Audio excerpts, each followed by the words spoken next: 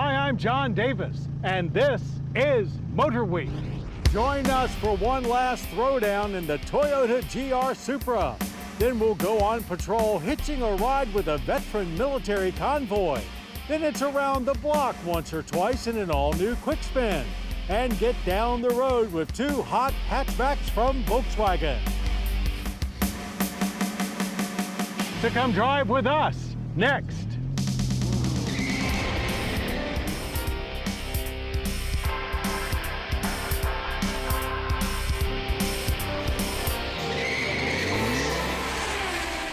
MotorWeek, 45 years steering you in the right direction. MotorWeek is proudly sponsored by Auto Value and Bumper to Bumper, a nationwide network of stores and shops providing major brand auto and truck parts and service from coast to coast and in your local community. Service is the difference. We get it. Learn more at autovalue.com and bumpertobumper.com. We're Tire Rack. We test tires and share our results. We stock over 1 million tires. We offer multiple installation options. We do this because we believe tires matter. TireRack.com. You know, history does have a way of repeating itself. And while that may make it easier to predict things, it's not great when we're talking about losing one of our favorite sports cars.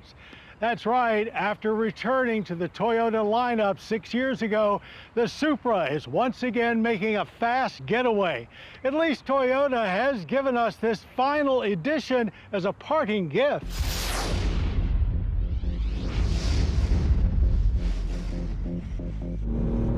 We have to admit our emotions ran high when we heard that Toyota was going to discontinue the Toyota Supra again. We'll really miss it for sure. But that also made our final laps around Roebling Road Raceway in this 2026 Toyota GR Supra Mark V Final Edition that much more rewarding. Not that we spent our track time reflecting, but it was hard not to do a little reminiscing, thinking back to our very first season when the Supra was still a Celica Supra. We knew it was big and pricey for a Japanese car, but its ability to combine quick, precise steering with a boulevard ride made our antennas quiver. But back to the GR Supra's present, which will also soon be in the past. For its final act, the GR Supra gets a tweaked suspension that includes camber adjustments and retuned electronic dampers, plus additional chassis bracing and stiffer bushings. Brake discs grow larger by 1 inch, throttle mapping has been adjusted, steering recalibrated, and the rear differential tuned to improve traction. It's a surprising amount of effort for a car that's not sticking around much longer, and it was worth it. As the final edition felt fast and fun on the racetrack, it was quick to turn in, playfully putting good amounts of power down out of quarters, and the brakes were noticeably more aggressive, all while providing great feedback through the thin-rimmed old-school steering wheel. There was very little body roll, and with the low seating position, we really felt planted going through quarters. Final editions are available with 6-speed manual or 8-speed automatic for the same price. Our car was equipped with the automatic, which does come with a manual mode and paddle shifters, but they didn't really add much to the experience, so eventually we just left it in auto and it seemed to work just fine. Some of our drivers found the car surprisingly quiet inside at speed and longed for a little more exhaust noise to better monitor what was going on. But there's no hiding the fact that there was Bavarian brutality under the hood. 3 liters worth of turbocharged inline-6 from BMW. No updates here, same 382 horsepower and 368 pound-feet of torque as last year. And while you can get base and premium 26 GR Supras, in addition to this final edition, they're all 6s, as the 4-cylinder has already ceased production. It did prove to be a handful in straight line runs, as even launch control struggled to get good grip from the rear tires on a cool track. But eventually we managed 4.1 seconds 0 to 60. Shifts in the automatic were extremely quick as we cleared the quarter mile in 12.5 seconds at 114 miles per hour, accompanied by a pleasant import tuner soundscape. The final edition package also includes sports seats covered in a mix of leather and Alcantara materials, unique displays on the TFT gauge display, and a limited edition plaque. From a design perspective, Gen 5 remains a solid 21st century reincarnation of the Supra. For its going away party, it celebrates with new forged 19-inch wheels, carbon fiber reinforced plastic aero treatments, Supra script in black, and even a car cover. There are also some unique color choices to choose from, though our tester was wearing basic Renaissance red. Government fuel economy ratings are 22 city, 29 highway, and 25 combined, for an average energy impact score of 11.9 barrels of yearly oil use with 5.8 tons of CO2 emissions. Final editions are priced at $70,545, about $8,000 over a 3.0 premium. The lights may be going out on the Supra once again, but this GR Gen of Supra will shine bright in our hearts and minds for years to come. With nearly constant updates and improvements over its 6-year run, Gen 5 Supra truly grew into a fantastic car. Let's hope that history repeats itself, and this 2026 GR Supra Mark V Final Edition is not the final Supra after all.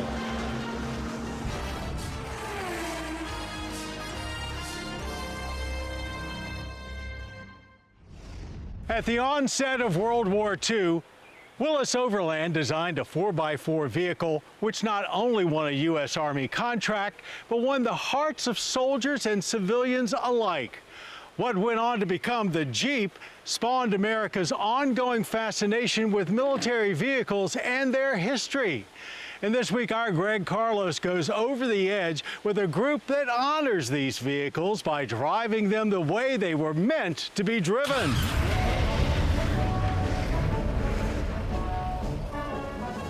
It's 0930 here at the VFW in Leesburg, Virginia, and the lot is filled with military vehicles from Jeeps to Humvees. And today's mission is to get them out and stretch their legs. You know, military vehicles Come on, Carlos, it's 0930. Time to gear up, get in a vehicle, and hit the road. Yes, sir. Let's go. What's better than hitting the road for an early morning cruise? Well, if you ask this group, they'd say getting off the road. This is the Northern Virginia Military Vehicle Group, and they've enlisted me for a ride along in their convoy. Today we're out on our annual spring convoy. It's an informal group of military vehicle owners and enthusiasts, all brought together by a common bond of preserving the history of these different military vehicles. Also honor and remember the warriors who were actually in these vehicles. As a civilian with very little military knowledge, admittedly, I was a bit intimidated by everyone in uniform. But after a little mingling and a formal introduction, it became clear this group is welcoming to everyone, and has been since its humble beginnings. It started maybe almost 10 years ago with just a handful of vehicles, and amazingly, as we drove through on some of these things, we would have people wave us down and say, hey, I've got a Jeep too, can I join you? And then word of mouth spread, and started from maybe 4, 5, 6 vehicles 10 years ago to we've had upwards of 20 vehicles in some of the convoys. While today's convoy represents decades of vehicular military history, the majority is made up of World War II Jeeps. So I'm driving a 1944 Willys MB, one of about 300,000 that were built during World War II. Both Willys and Ford built them during the war. Willys started and realized they didn't have the capacity to build enough, so they licensed out of Ford to build as well. But this one's a Willys. Actually, my father bought this Jeep in 1951. He came back from Europe after World War II. I learned how to drive this when I was 10 years of age, and by the grace of God, myself and my brothers didn't wreck it.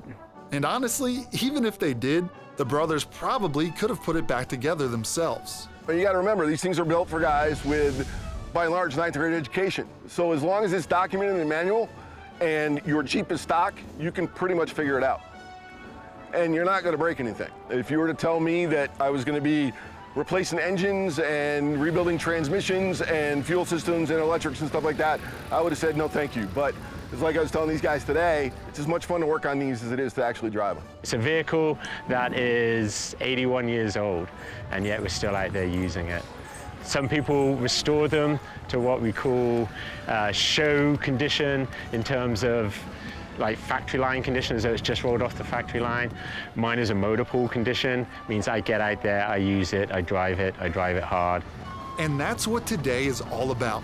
The pre-plotted 66-mile route takes the convoy on and off the beaten paths of Loudoun County.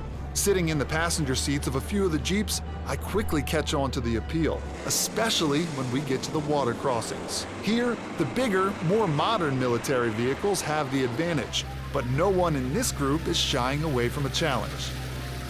The ride was rough and the roads were dusty, but at the end of the day, we were all smiles. It's great. They're all nice, and we enjoy talking to each other and learning about our Jeeps. The routes they choose are fantastic, you know, and never have a bad time. You know, it's just, you wake up in the morning, I couldn't sleep last night. Get to go out, smell like canvas, gasoline. Good day, good day.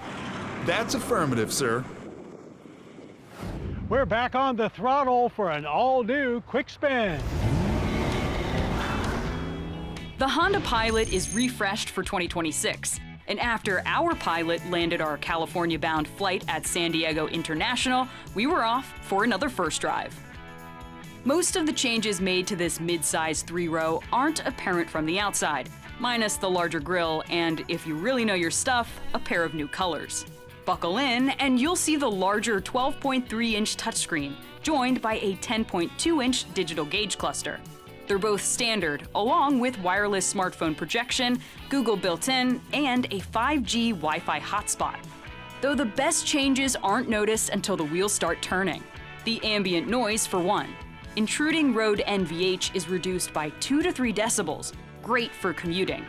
The steering has been marginally tuned for better feedback, feeling more car than truck-like. And all grades bolster safety with a post-collision braking system, which we preferred to not test ourselves.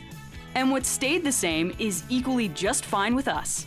The powertrain is carryover, so it doesn't see any updates to this 3.5-liter V6, 285 horsepower, 262 pound-feet of torque.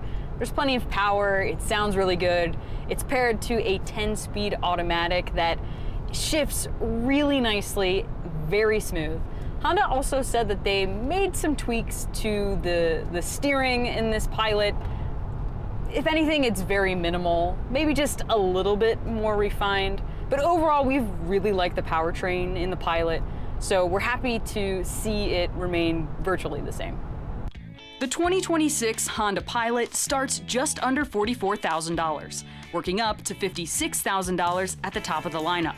With touring, trail sport, and other grades, you can pick a fare that best suits your travel plans and budget. And we'll have more quick spins soon. As we continue to look back through our video vault and 45 years of MotorWeek road test, here's a heavy-duty throwback of 3 hard-working trucks from the Big Three. Of course, I'm referring to the legendary dually. Or in this case, 3 dualies. Our test rigs consisted of a Dodge Ram 3500 regular cab equipped with a V10, a Ford F350 Super Cab powered by the new Power Stroke V8 turbo diesel, and a Chevrolet C3500 Crew Cab with a good old 454 V8 under the hood. We'll start with, shall we say, the smallest of our group, the Dodge Ram 3500.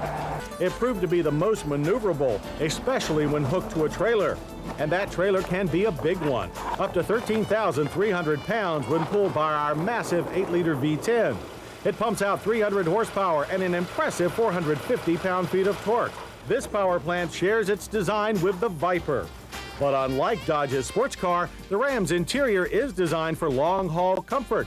The Ram also offers the safety of a driver's side airbag, the only one of our bunch so equipped. Moving up to a larger body style, we next consider Ford's F350 Super Cab. Inside, Ford's tried and true layout still works well. Seats are comfortable and supportive. Controls are familiar. The most impressive feature of the Ford, though, is the engine. And we think it's great. Horsepower rating is 210, while torque is a beefy 425 pound-feet. Towing performance for the Ford is no great chore with a 12,500 pound rating, and maneuverability was only slightly hampered by its long 155-inch wheelbase. If you need to move people as well as cargo, then you probably want a crew cab like this Chevy 3500. This is definitely the monster of our test fleet, measuring over 20 feet long and riding on a 168.5-inch wheelbase. Maneuverability was a bit of a challenge, however. Inside the crew cab is real room for 6 with full benches front and rear. Comfort is top-notch. A new dash layout is attractive, efficient, and simple. Output for our 95 model is a respectable 230 horsepower and 385 pound-feet of torque. Towing capacity is an even 10,000 pounds. The prices for our well-optioned behemoths are surprisingly reasonable. The regular cab Dodge Ram V10 lists for $26,087. A $3,570 diesel option pushed the price of this Ford F350 Super Cab up to $30,643. And finally, the crew cab Chevy C3500 lists for $27,805. So there you have it, the big three of the big jobs. And no matter which one you choose, each is guaranteed to get the work done. No sweat. Our yearly Roebling Road track testing is as much of a test of our long-term fleet as it is of our actual test subjects. But it's not dozens of hot laps they endure, rather a 1,300-mile round trip these steeds must lead. Our 2026 Porsche Cayenne trotted up and down I-95 with no grumbles heard from it or its occupants. And even after the fact, we're observing a 2.5 mile per gallon uptick in fuel economy. We know our overall calculated 25.3 mpg combined is only a temporary boost attributed to all the highway miles, but it feels good all the same. Everyone knows Porsche makes proper performance vehicles, but this Cayenne proves they can do luxury just as well. Now, part of that is actually a byproduct of the performance. The Cayenne's versatile suspension and powerful engine inherently create a premium experience, but the top-notch materials and the dual infotainment screens are the kinds of things luxury buyers expect these days. After a total 5,300 miles, our complaints are quite minimal. For example, the infotainment screen keeps asking us to log in after every start. It'd be nice if we could permanently disable it altogether. That may sound like the smallest of gripes, and well, that's because it is. This turbocharged 3-liter V6 is smooth and swift, the all-wheel drive is perfect for recent mid-Atlantic snow, and the cabin is posh without being stuffy. We'll see how the fuel economy of our 2026 Porsche Cayenne levels out soon, but not before a check-in with our Mitsubishi Outlander on the next MotorWeek long-term road test update. Most new vehicles have fully digital instruments, no more rolling numbers for miles traveled. But did you know odometer fraud is still a very real thing? The National Highway Traffic Safety Administration estimates that more than 450,000 vehicles are sold each year with false odometer readings. A key way to spot fraud is by examining a vehicle's wear and tear. Check tires, paint, and even carpeting. Do they look appropriate for the amount of miles? Also, look for discrepancies on the title and any maintenance records that might indicate deception. It's harder to detect when a digital odometer has been tampered with, so verifying a vehicle's history is vital to spot fraud. Insisting on a vehicle history report like Carfax is a must. The Volkswagen GTI has been delivering affordable compact thrills to American drivers since it first hopped into the U.S. market in the early 1980s. 40 years later, the current Golf GTI continues to deliver more of the same. Both it and the track-ready Golf R get updated for 2025, and that's reason enough for us to get down to the business of having fun.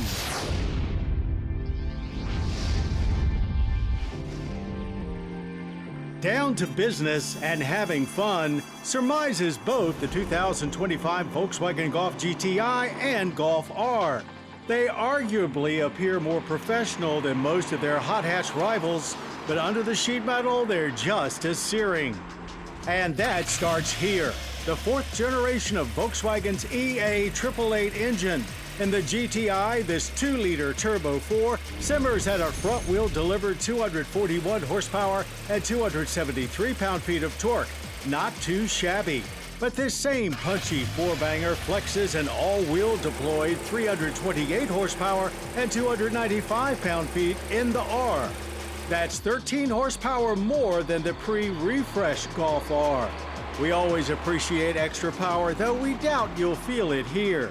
What you will feel is this update's removal of the manual transmission in both Golfs. A 7-speed dual-clutch automatic is now the only way to go. A Golf with no option for a third pedal just feels wrong. But at least this auto is quick and smooth. And it was rapid fire all day at Mason-Dixon Dragway. The GTI passed 60 in 5.7 seconds, catching the quarter mile in 14.2 seconds at 101 miles per hour.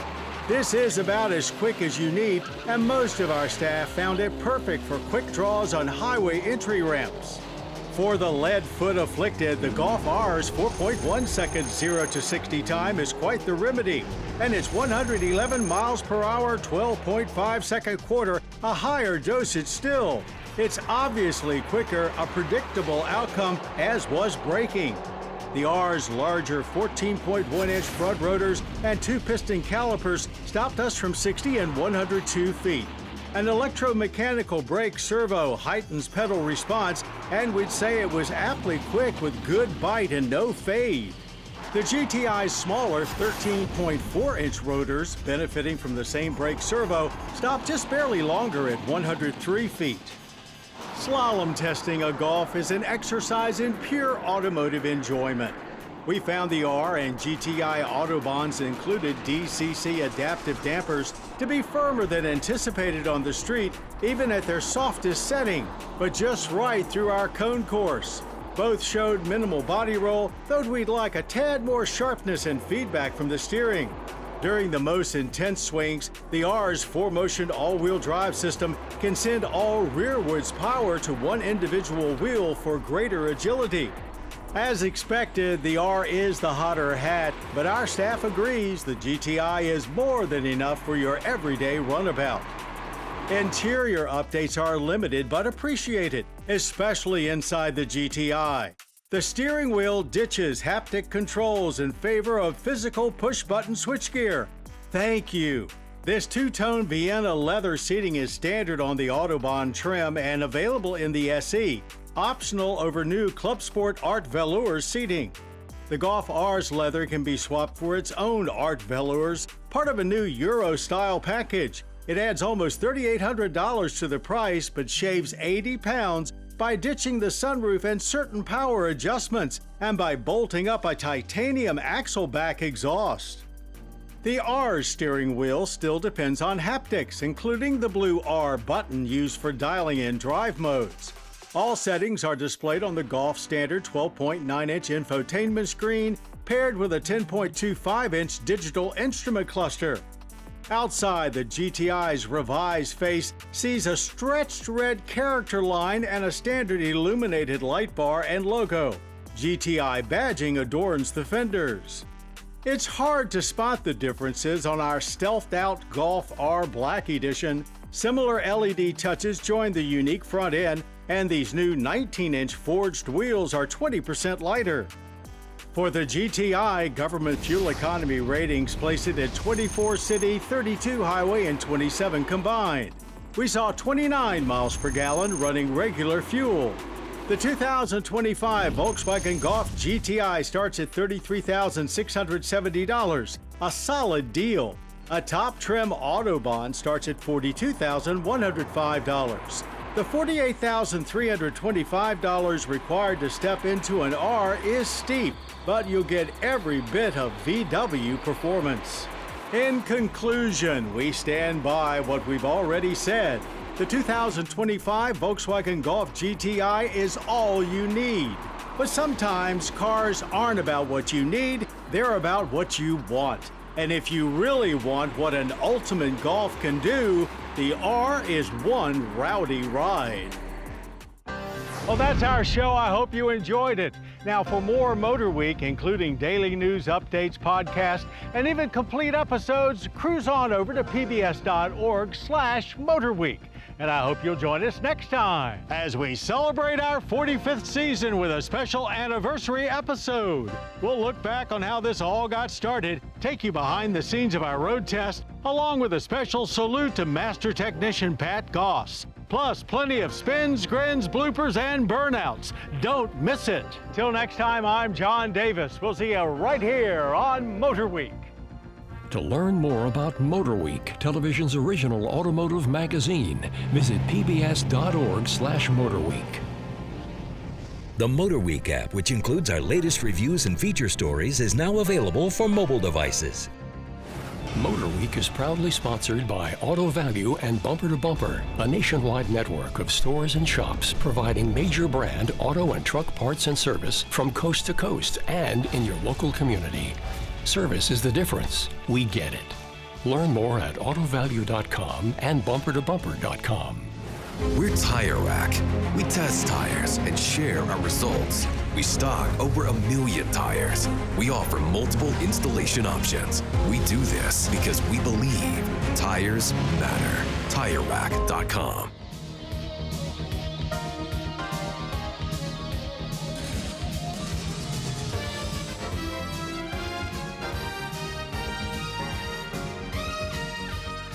This program was produced by Maryland Public Television, which is solely responsible for its content.